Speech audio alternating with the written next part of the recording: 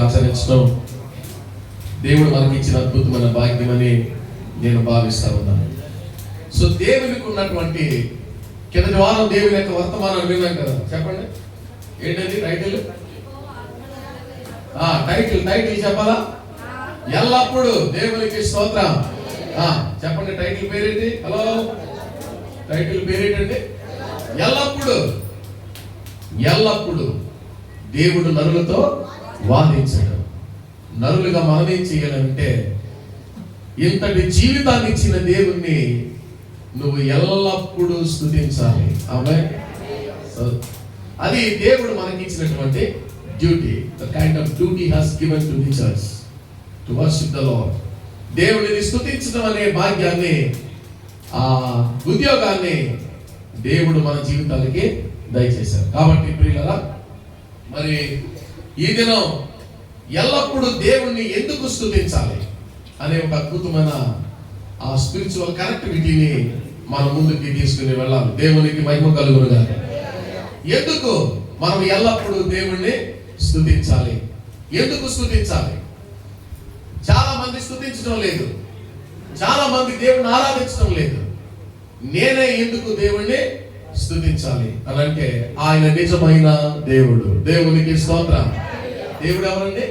నిజమైన వాడు కదండి. దేవుడు నిజమైనటువంటి వాడు. అందుకనే మరి దేవుని యొక్క వాక్యం ఇర్మియా గ్రంథం 10:10లో ఇర్మియా అనేటువంటి ప్రవక్త దేవుని ఔన్నత్యాన్ని గురించి, దేవుడు ఎవరో అనే అంశాన్ని గురించి ఇర్మియా అద్భుతంగా ప్రవచించాడు. అదిగో దేవునికి మహిమ కలుగునుగాక. ఎవరండి? యెహోవాయే నిజమైన దేవుడు. ప్రియులారా, ఈ దినం నేను విస్తరించి ప్రసంగం చేయదలుచుకోలేదు. నేను అవసరమైతే ఈ ప్రసంగాన్ని మరలా కొనసాగిస్తాను, ఎందుకంటే మీకు టైం చెప్పాను ఈరోజు. సో 12:30కి ప్రభు బలతో సహా కార్యక్రమాన్ని మనం ముగింపు తీసుకువెళ్ళాలి. దేవునికి మహిమ కలుగునుగాక. సో టైం తక్కువ 12, కాబట్టి పావు గంట దేవుని వాక్యం చెప్తాను. దేవునికి స్తోత్రం. కారణం ఏంటంటే, మీరు వచ్చే వారం అన్న సమయానికి రాగలిగితే మంచిదన్నది ఈ భావన. మనం ఎప్పుడు వచ్చే వరకు అన్ని సమయాలు ఆగమని గుర్తు పెట్టుకోవాలి. ఎందుకు దేవుని ఆరాధించాలని ఇర్మియా చెప్తున్నాడు 10:10. చదవండి అందరూ కూడా. యెహోవాయే నిజమైన దేవుడు. యెహోవాయే నిజమైన దేవుడు. ఆయనే జీవము కలిగిన దేవుడు. మూడోది, సదాకాలము ఆయనే రాజు. ఒకే వచనములో దేవుని గురించిన 3 రకాల పేర్లను ప్రస్తావించాడు ఇర్మియా. దేవునికి స్తోత్రం. Hour God is a real God. దేవునికి స్తోత్రం. ఏమండి, దేవుడు ఎలాంటి వాడంట? దేవుడే నిజమే దేవుడు. అందుకే మహాత్మా గాంధీ గారు రాసిన నా సత్యాన్వేషణ అనే పుస్తకంలో రాశాడంట. ఆయన ఏమని రాశాడు? దేవుడే సత్యము, సత్యమే దేవుడు. సత్యం అనగా నిజం. అందుకనే ప్రవచించాడు ఇర్మియా. ఏమని అన్నాడంటే, ప్రియులారా, దేవుడు యెహోవాయే నిజమైన దేవుడు. ఆయన ఎలాంటి దేవుడు? జీవము కలిగిన దేవుడు. Hour God is living God. సజీవుడైన జీవము కలిగినటువంటి దేవుడు. మూడో మాట ఏం చెప్పాడంటే, ఈజ్ ఎవర్ లాస్టింగ్ గాడ్. దేవునికి స్తోత్రం. దేవుడు ఎలాంటి వాడు? దేవుడు ఈవేళ రేపు పోతాడా? ఈవేళ రేపు వెళ్ళిపోతాడా? చుట్టాలేంటి ఏమన్నా దేవుడు? నో, కాదే. దేవుడు అలాంటి వాడు కాదు. దేవుడు నిత్యమైన వాడు. మనుషులమైన మనము ఏమండి కొంతకాలం నుండి భూమిని విడిచి మనము తాత్కాలికమైన వాడు. దేవుడు నిత్యమైన వాడు. నిత్యత్వం ఈ లోకానికి ఇచ్చినటువంటి నిజమైన వాడు. అందుకని చాలా పేర్లు యేసు ప్రభుకి పట్టబడ్డాయి. నీ దేవుడికున్న లక్షణం ఏంటంటే, ఆయన నిత్యము ఈ భూమి ఉన్నంత కాలం ఉండే దేవుడు. ఆమేన్. భూమి ఉన్నంత కాలం ఉండడానికి ఆయనకి అధికారం ఏంటి అని అంటే, నువ్వు పొరపాటు పడుతున్నావు ఈరోజు. కారణం ఏంటంటే, ఈ భూమి సృష్టికి కారణం కూడా ఆయనే. దేవునికి స్తోత్రం. భూమిని సృష్టింపక మునుపు లోకపు పునాది లేనప్పుడు, భూమిని సృష్టింపక మునుపు లోకపు పునాది లేనప్పుడు, దేవుడు దేవుడు యేసే దేవుడు. దేవుడు దేవుడు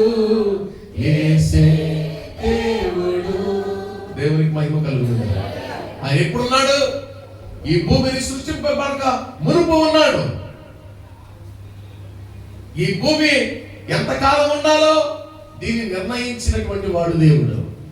ఆయన నిజమైన దేవుడు. Hour God is truly real God. మన దేవుడు నిజంగా సత్యమైనటువంటి దేవుడు. నువ్వు ఎక్కడున్నావో నీకు తెలియాలి. నువ్వు ఎవరిని ఆరాధిస్తున్నావో నీకు తెలియాలి. నీ దేవుడు ఏంటో నీకు తెలియాలి. ఈరోజు నీ దేవుడు నిజమైన దేవుడు.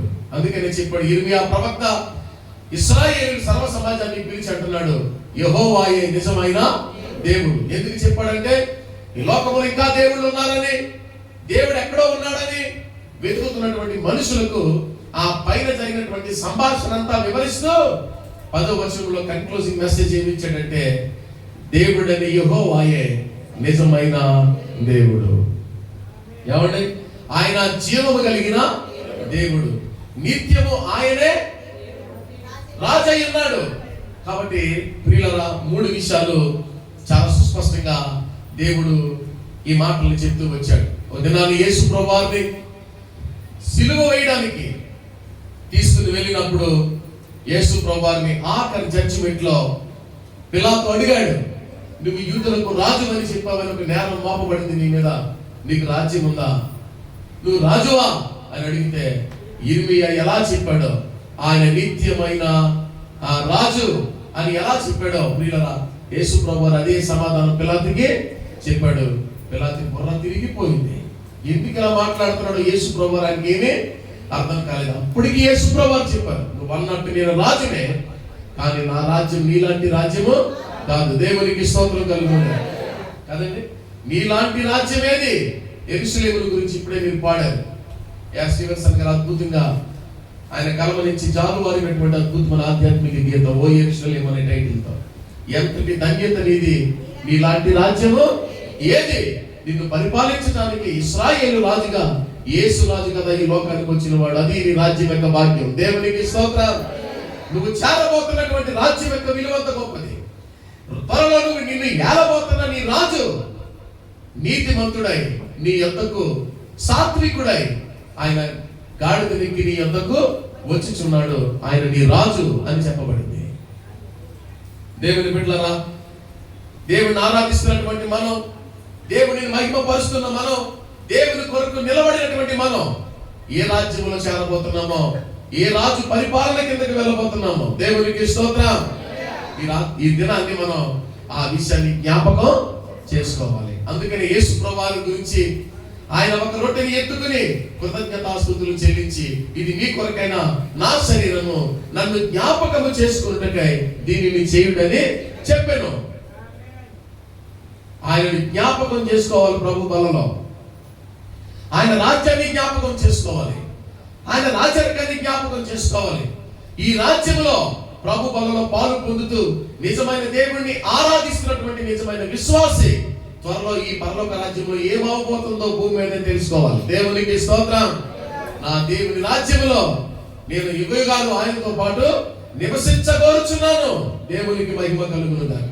అది నీ భాగ్యం. ఇశ్రాయేలు నీ భాగ్యము ఎంత గొప్పది. ఇశ్రాయేలు భాగ్యం సంపాదించుకున్నకై ఈ సంవత్సరం నువ్వు సామర్థ్యం గలవాడు అయిందువు గాకని ఇశ్రాయేలుకి దేవుడు ప్రవచనాన్ని ఎత్తి ప్రవచించాడు. దేవుని బిడ్డలారా, ఈవేళ ఈ సర్వలోకం, ప్రతి దేశం ఎవరి గురించి కలవరపడుతుందంటే ప్రభువైన యేసుక్రీస్తుని గురించి, యేసు అనే రాజుని గురించి. అద్భుతమైన ప్రసంగికుడు, అవగాహన కలిగినటువంటి అద్భుతమైన దైవజనుడు మన మధ్య నుండి మాయమైపోయాడు. ప్రవీణ్ పరకాల గారు బోధిస్తూ నా రాజు అనే ప్రసంగాన్ని చాలా అద్భుతంగా చేశాడు ఈ ప్రపంచంలో క్రిస్మస్ దినాన్ని. దేవునికి స్తోత్రం. ఆయన రాజు మీరు అనుకుంటున్నట్టుగా బాలుడు కాదు. మరలా ఎలా రాబోతున్న ఈ లోకానికి? రాజుగా, రాజులకు రాజుగా, ప్రభువులకు ప్రభువుగా ఈ లోకంలో విశ్వసించిన క్రైస్తవ సమాజాన్ని, సార్వత్రిక సంఘాన్ని పరలోక రాజ్య వారసత్వాన్ని ఇవ్వడం కొరకు ఆయన తిరిగి మరలా రాజుగా ఈ లోకానికి రాబో. ఆయన నిజమైన రాజు. దేవునికి స్తోత్రం. ప్రియులారా, గమనించండి, ఈ లోకంలో ఉన్న రాజ్యాలు అంతరించిపోయి, రాజులు అంతరించిపోయారు, కానీ ఈ రాజుకి అంతం లేదు. ఆయన నిత్యము ఉండే రాజు. దేవునికి స్తోత్రం. ఆయన యేసు రాజు. దేవునికి మహిమ కలుగును గాక. కదండి. ఆయన ఏ రాజు? యేసు రాజు. అందుకనే ఆయనతో మనం నడవడం, ఆయనతో మనం సాగిపోవడం, పరలోక పట్టణం చేరే వరకు ఈ ప్రయాణం ఆగదు. అందుకని యేసు గారు ఇది ఆత్మీయమైన యాత్ర. ఇది ఎలాంటి యాత్ర? ఆత్మీయమైన యాత్ర. ఇది ఇప్పట్లో ఆగే యాత్ర కాదు. పరలోకము కనాననే పరమ కనానని పిలువబడే పరలోకము చేరే వరకు ఈ ప్రయాణం ఆగదు. ఇది ఆత్మీయమైన యాత్ర అని యేసు గారు చాలా అద్భుతంగా రాశాడు. అందుకని యోబు అంటాడు, నా విమోచకుడు సజీవుడైనటువంటి రాజు. దేవునికి స్తోత్రం. నా విమోచకుడు ఎవరు అంటున్నాడు? సజీవుడు. నా విమోచకుడు సజీవుడు. ఆయనకు మరణం లేదు, మరణం ఆయనను బంధించలేదు అని ఈ సమాజానికి అద్భుతమైనటువంటి సందేశాన్ని ఇచ్చాడు భక్తుడైన యోబు, నీతిమంతుడైన యోబు. కాబట్టి దేవుని బిడ్డలారా, నీ దేవుడు ఎవరో నీకు తెలియాలి. నువ్వు అనుకుంటున్నావు నీకంటే పరాక్రమం కలిగిన వాడు, నీకంటే ధనము జ్ఞానము కలిగిన నీ ఎదురుకుండా నీ దేవుడిని కాక మరో దేవుడు ఉన్నాడని ఆరాధిస్తున్నందుకు నువ్వేమి కలవరపడాల్సిన అవసరం లేదు. నిజమైన దేవుడు యెహోవాయేనని బైబిల్ అద్భుతమైన సందేశాన్ని ఇచ్చింది ఈ మహాప్రపంచానికి. దేవునికి స్తోత్రం. తరతరాలు పుట్టబోతున్న మానవ జగత్తుకి దేవుడు నియమించిన సందేశం, ఆయన సజీవుడైన దేవుడు, ఆయన నిత్యము ఉండే దేవుడు, ఆయన నిజమైన దేవుడు. కనుక దేవుని బిడ్డలారా, రెండవ మాట ఏమిటంటే యెషయా గ్రంథం 37 అధ్యాయం 20వ వచనంలో దేవుడి గురించి రాయబడిన అద్భుతమైనటువంటి సందేశం. మనం 37 అధ్యాయం యెషయా గ్రంథం 20వ వచనం చదువుదాం.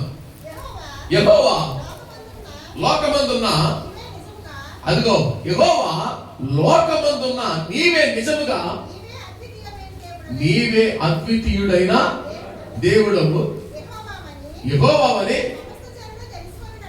సమస్త జనులు తెలుసుకునేటట్టు అతని చేతిలో నుండి మమ్మల్ని రక్షింపమని హిజ్కియా దేవుని సన్నిధిలో ఏం చేస్తున్నాడు? ప్రార్థన చేసి హిజ్కియా దేవునికి ఒక టైటిల్ పెట్టాడు. ఏ టైటిల్ పెట్టాడు? దేవా యెహోవా, నీవు అద్వితీయమైన దేవుడు. నువ్వు ఎలాంటి దేవుడు? అద్వితీయుడైనటువంటి దేవుడు. అందుకనే నిర్గమాకాండం 15:11లో మోషే ఏం పేరు పెట్టాడు దేవుడికి? వేల్పులలో నీ వంటి వాడు ఒకడును లేడు. దేవునికి స్తోత్రం. వేల్పులలో అనగా ఆరాధించాలనుకునే మానవ జీవితానికి, మహిమపరచాలి అనుకునే మానవ జీవితానికి నీలాంటి వాడు తప్ప ఇంకెవరు ఈ లోకంలో లేరు. వేల్పులలో నీ వంటి వాడు ఒకడును లేడు దేవా అని ప్రార్థన చేశాడు. దైవ బిడ్డలారా, మనం గమనించాలి ఈ దినాన్ని. దేవుడు ఎవరు అనంటే ఆయన నిజమైనటువంటి వాడు. దేవుడిని కలిగిన బిడ్డలు కూడా దేవుని సన్నిధిలో నిజమైన వారై ఉండాలి. నీ భక్తి నిజమై ఉండాలి, నీ విశ్వాసము నిజమై ఉండాలి. నువ్వు దేవుని నమ్మిన మాట నిజమేనా కదండి? ఈ మాట ఇది నిజమా? అవును, దేవుడు నిజమే. ఆమె ఆ మాట అవ్వ చెప్పలేకపోయింది ఏదైనా తోటలో. అవునా? నిజమా అంటే అవును నిజమే, దేవుడు చెప్పిన మాట నిజమే అని ఉండుంటే ఈవేళ ఈ వ్యవస్థ ఎలా ఉండునో, ఈ లోకం ఎలా ఉండునో అని అప్పుడప్పుడు మనకు అనిపిస్తుంది. సమస్తమును దేవుని చిత్తానుసారమే జరుగుతున్నది. ఆమె దేవునికి బోధించేవాడు ఎవడు లేడు. అందుకని నిజమైనటువంటి వాడు దేవుడు, అద్వితీయమైన వాడు దేవుడు అని అంటున్నాడు. ఎందుకు అద్వితీయమైన వాడు, ఎందుకు నిజమైన వాడు అనంటే తన యందు విశ్వసించిన ప్రజలను అపవాది నుండి రక్షించుట కొరకు ఆయన యందు విశ్వసించిన వారికి ఆయన నిజమైన దేవుడు. Your God is truly God to you today. ఈ దినం నీ దేవుడు నీకు నిజమైన దేవుడు. నీ సమస్య నుంచి, నీ పరిస్థితి నుంచి, నీ విధానం నుంచి, నీ ఆపదల నుంచి నిన్ను తప్పించి నిలబెట్టడానికి నువ్వు అనుకుంటున్న వ్యవస్థ కంటే నువ్వు ఆరాధిస్తున్న నీ దేవుడే నిజం. ఎస్, మన దేవుడు నిజమైనటువంటి దేవుడు. దేవా ఎంత అద్భుతమైన ప్రార్థన చేశాడు. 37:20 యెషయా గ్రంథం చదవండి. యెహోవా లోకమందున్న నీవే నిజముగా, నీవే అద్వితీయ దేవుడైన యెహోవావని ఎవరు తెలుసుకోవాలంట? సమస్త జనులు తెలుసుకోవాలి. యేసు లోకానికి రక్షకుడని. అందుకే నీ నామం పేరట ప్రతి మోకాలు వంగవలెను, నిన్ను స్తుతించాలి. అప్పటి వరకు అంతము రాదని దేవుని వాక్యం చాలా సుస్పష్టంగా మనకి తెలియజేస్తుంది. ఆయన నీ పరిస్థితుల నుంచి విడిపించడానికి నీకు దొరికినటువంటి నిజమైన నీ దేవుడు. నీ ప్రార్థన, ప్రభువా నువ్వు నిజమైన గొప్ప దేవుడు, నా పరిస్థితి నుంచి నన్ను విడిపించడానికి, నా అవసరము తీరడానికి, నేను నిలబడడానికి, నా కుటుంబం బలపడడానికి నేను ఆరాధిస్తున్న నీవు ఎవరు? నిజమైన దేవుడు. పక్కన చీకటి చెప్పండి, మన దేవుడు నిజమైన దేవుడు అని. Yes, our God is true. Our God is real God.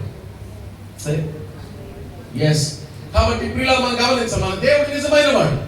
ఒకవేళ మనం కలిగిన వాడు అబద్ధికులు కావచ్చు, మనం నమ్మిన వారు అబద్ధికులు కావచ్చు కదండి, మనం స్నేహించిన స్నేహితులు అబద్ధం కావచ్చు, కానీ మన దేవుడు అబద్ధం కాదు.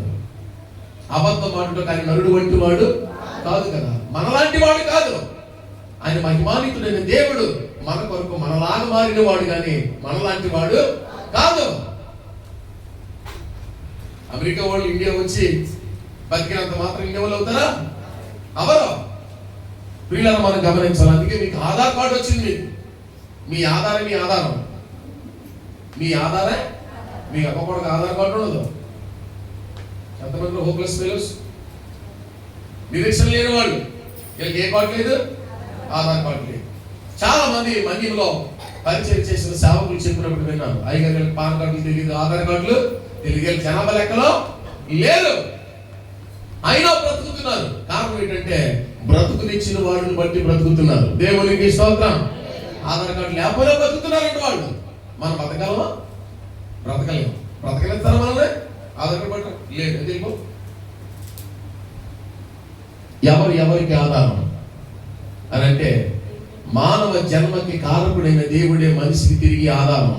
ఇంతకు మించి ఆధారం భూమి ఏమీ లేదు కదండి. ఆధారం నీవేనయ్యా, ఆధారం నీవేనయ్యా, కము మారిన కష్టాలు తీరిన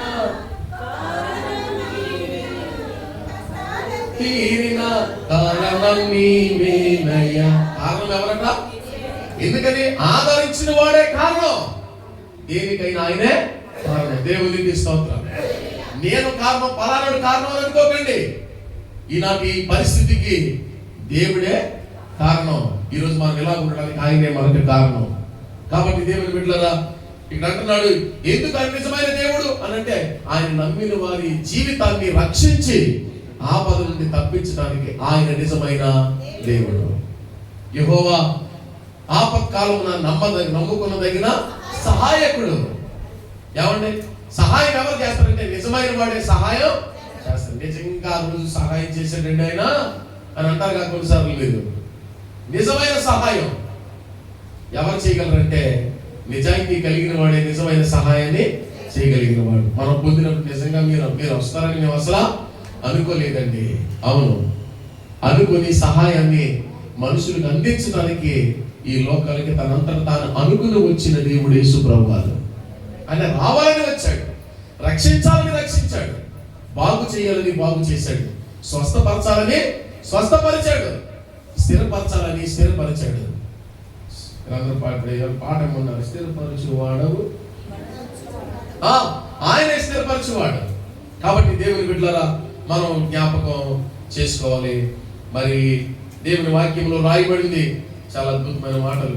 యోహాను రాసిన మొదటి పత్రిక 5వ అధ్యాయంలో యోహాను చెప్తాడు యేసు ప్రభుని గురించి, దేవుని గొప్పతనాన్ని గురించి చెప్తాడు. 3వ విషయం చదువు ముగించేయండి ఈరోజు. మొదటి యోహాను 5వ అధ్యాయం 20వ వచనమా? మొదటి యోహాను పత్రిక, మనము సత్యవంతుడైన వారిని ఎరుగవలెనని దేవుని కుమారుడు వచ్చి మనకు వివేకం అనుగ్రహించి ఉన్నాడని ఎరుగుదుము. మనము దేవుని కుమారుడైన యేసుక్రీస్తునందున్న వారమై ఎక్కడున్నారంట?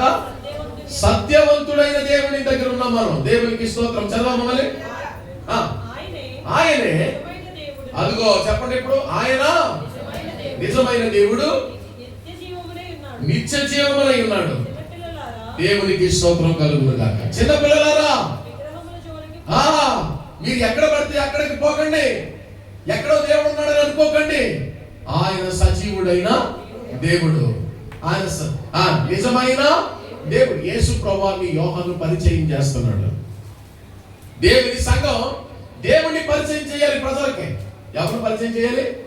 ఆయన ఎవరిని రాసింది? యోహాను పత్రిక మొదటి పత్రిక 5:20 సత్యవంతుడైన దేవుడు, నిజమైన దేవుడు, ట్రూలీ గాడ్, రియల్ గాడ్. ఏమండి, చాలా అద్భుతమైనటువంటి ఈజ్ ఓన్లీ. అక్కడ ఏమన్నట్టుంటే ఆయనే దేవునికి స్తోత్రం. ఆయన ఎవరు? ఆయన ఈయనెవరు? ఆయనెవరు అంటే ఈయన సత్యమైన దేవుడు, నిజమైన దేవుడు, ఆయనే యేసు ప్రభువు. దేవునికి స్తోత్రం. హల్లెలూయా. కాబట్టి ప్రియులారా, చాలా మంది భక్తులు అనేకమైన పాటలు పాడారు. ఈ దేవుడి గురించి, యేసు ప్రభువు గురించి పాడారు. చాలా ఆధ్యాత్మిక భావం ఉట్టిపడేటట్టుగా అనేక కీర్తనలు దేవుని కొరకు రాయబడ్డాయి. ఆయన ఎవరు? యేసు ఎవరు? ఎందుకు నువ్వు తగ్గించుకోవాలి? ఎందుకు నువ్వు సమర్పించుకోవాలి? ఎందుకు పరిశుద్ధంగా బ్రతకాలి? ఎందుకు ప్రభు బలలో పాలు పంపులు పొందాలి అనే మానవ జీవితంలో కదలాడుతున్నటువంటి అనేక వందలాది ప్రశ్నలకు ఒకే జవాబు: యేసే నిజమైన దేవుడు. అదే జవాబు. ఆయన నిజమైన రక్షకుడు, ఆయన నిజమైన విమోచకుడు, ఆయనే పరిశుద్ధాత్మ యందలి ఆనందము. ఆ దేవుని యొక్క బలని మనం ఈ దినాన్ని సమీపించాలి. సమీపించి ముందు నీకు ఏమై ఉండాలి? ఆయన మీద నీకు అవగాహన ఉండాలి. నా దేవుడు నిజమైన దేవుడు. ఇరుమై ఏం చెప్పాడు? ఆయన నిజమైన దేవుడు, ఆయన జీవము కలిగిన దేవుడు, ఆయన సదాకాలం ఉండే రాజు. దేవునికి స్తోత్రం. నీ దేవుడు నిజమైన దేవుడు, నీ దేవుడు జీవము కలిగిన దేవుడు. జీవము కలిగిన దేవుడు అంటే అర్థం ఏంటండి? అర్థం ఏంటి? లాజరు చనిపోయాడు, 4 రోజులు అయిపోయినది. ప్రభువు ఉండి ఉంటే నా తమ్ముడు చనిపోయేవాడు కాదని ఆత్మరోదన మార్తా మరియలో చూసి యేసు ప్రభు లాజరుని బయటకు పిలవగానే పోయినటువంటి ప్రాణం తిరిగి లాజరులో ప్రవేశించడానికి యేసు జీవమైనటువంటి దేవుడు అయ్యాడు. అందుకనే ఆది కాండంలో రాయబడింది. చేతులెత్తి దేవునికి స్తోత్రం చెప్పండి. హల్లెలూయా. చప్పట్లు కొట్టి పరిశుద్ధాత్మ దేవునికి మహిమ చెల్లించండి. జీవం అంటే అర్థం ఏంటి? పోయిన ప్రాణాన్ని తిరిగి తేగలిగినటువంటి వాడు. యాగిరని గ్రామంలో చనిపోయినటువంటి ఒక యెదవరాలు కుమారుని వాడిని ముట్టి పైకి లేపిన దేవుడు, జీవం ఇచ్చిన దేవుడు, జీవానికి అధిపతి అయిన దేవుడు నీ దేవుడు. పోయిన దాన్ని తిరిగి తేగలిగిన దేవుడు, చనిపోయిన దాన్ని బ్రతికించగలిగిన దేవుడు, పోయిన ఆరోగ్యాన్ని తిరిగి నీకు ఇవ్వగలిగిన శక్తిమంతుడు నీ దేవుడు. నిజం. దేవునికి స్తోత్రం. ఆయన ఒకరికి ఇద్దరికి జరగలేదని కంగారు పడకండి. అనేక కార్యములు చేసినటువంటి జీవం కలిగిన దేవుడు మన దేవుడు. ఆయన చేయగలడు, ఆయన పిలవగలడు. లేదు అన్నదాన్ని ఉన్నట్టు చేయగలిగిన సమర్థుడు. ఆయనలో జీవం ఉంది. ఇప్పుడు ప్రభు బలలో ద్వారా ఆ జీవం మనలో ప్రవేశించి మనకు వెలుగై ఉన్నది. దేవునికి స్తోత్రం. ఏ విషయం నెరవేరలేదని, ఏ కోరిక సిద్ధింపబడలేదని, ఏ చీకటి నీలో ఏలుతుందని నువ్వు అనుకుంటున్నావో ఆ చీకటి నుంచి నేను విడిపించగలిగినట్టు, ఆ జీవం వైపు నేను నడిపించగలిగినటువంటి వెలుగై ఉన్న దేవుడు, జీవమై ఉన్న దేవుడు, బలమై ఉన్న దేవుడు, నిత్యము ఉన్న దేవుడు. మనము చనిపోతాం కానీ ఆయనకు మరణము లేదు. మరణం ఆయనను బంధించలేదు అని యేసుని గురించి వ్రాయబడినటువంటి గొప్ప మాట. దేవుని బిడ్డలారా, ఇలాంటి గొప్ప దేవుని మీరు ఆరాధిస్తున్నారనే సంగతి మీరు జ్ఞాపకం ఉంచుకోనవలెను అని దేవుడు మనలను కోరుతా ఉన్నాడు. పకరించండి చిన్న ప్రార్థన. ఈ దినాన్ని ప్రభు బల యుద్ధకు వెళ్ళే ముందుగా దేవుడు కోరుతున్నట్లుగా మనం ఆలోచన చేయాలి. ప్రభువా, ఇంకా యేసు ప్రభు మీద ఆధారపడక ఈ లోకంలో ముహూర్తాలని, మంచి రోజులని, ఫలానాని ఇంకా వ్యవస్థల మీద, వ్యవహారాల మీద, మనుషుల మీద ఆధారపడుతున్నావా? మార్పు చెందాలి. నువ్వు కారణం నువ్వు ఆరాధిస్తున్న దేవుడు. నువ్వు ఎక్కడికో ఏ బలహీనుడి దగ్గరకో వెళ్ళి బలపడాల్సిన అవసరం లేని బలాన్ని నీకిచ్చినటువంటి గొప్ప దేవుడు. నిజమైన